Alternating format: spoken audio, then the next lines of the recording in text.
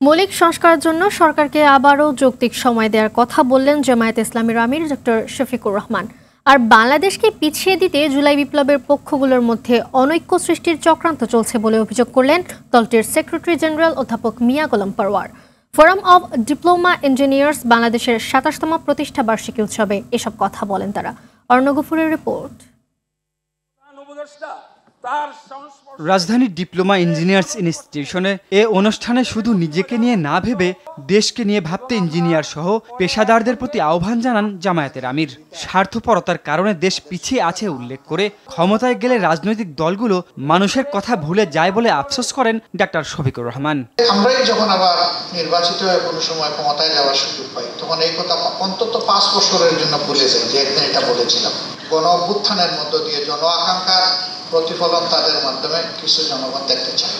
এই সংস্কারের মধ্য দিয়ে আগামীতে আবার কোনো স্বৈরতন্ত্র কায়েমের সুযোগ না থাকে এবং যাতে একটা সুষ্ঠু নির্বাচনের মাধ্যমে জনগণের সত্যিকারের প্রতিনিধিতা নির্বাচিত হয়ে দেশ পরিচালনা করতে পারে। আমরা এই জন্য তাদেরকে যৌক্তিক সময় দেওয়ার কথা বলেছিলাম।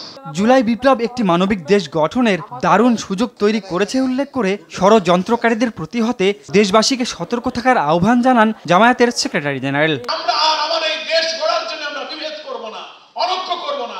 যে দফার চেতনা গোটা জাতিকে ফ্যাসিবাদের প্রতি ঐক্যবদ্ধ করেছিল, সেই চেতনার উপরে দেশকে আজকে ঐক্যে অটুট থাকার প্রয়োজন ছিল।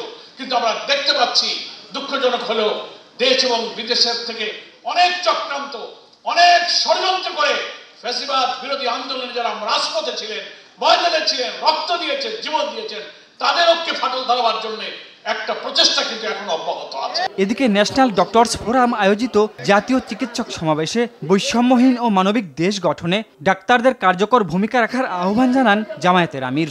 রিসার্চে আমাদের কিছু মানুষকে অবশ্যই আত্মনিয়োগ করতে হবে। অরণ্য গফুর, অটিভি, ঢাকা।